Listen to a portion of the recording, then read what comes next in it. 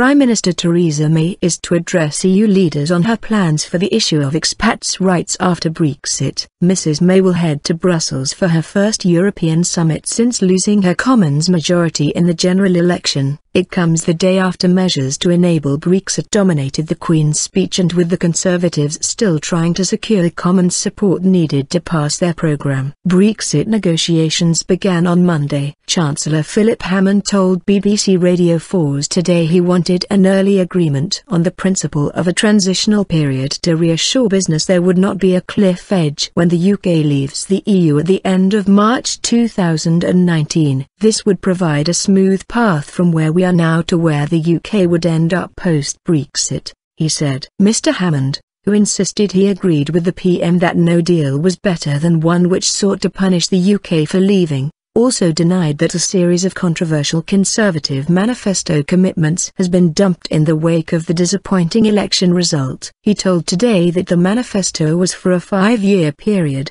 but the Queen's speech programme had been for the first 2 years, which are dominated by the process of Brexit. Both the UK and the rest of the EU say they want to come to an arrangement to secure status of about 3.2 million EU nationals living in the UK, and 900,000 Britons overseas, but nothing has been decided so far. UK opposition parties have urged the government to make a unilateral guarantee to the EU migrants, but ministers have insisted a reciprocal deal is needed to ensure British expats are protected. Downing Street did not reveal details of Mrs May's proposals, but the PM has previously called for the issue to be settled as quickly as possible. Full details of her plans are expected to be published on Monday. Mrs May will not be present when the leaders of the remaining 27 EU states hold a brief discussion about Brexit after her presentation. They are expected to consider the relocation of the 2 EU agencies governing medicine and banking which are currently based in London. Of the 27 bills in the Queen's speech,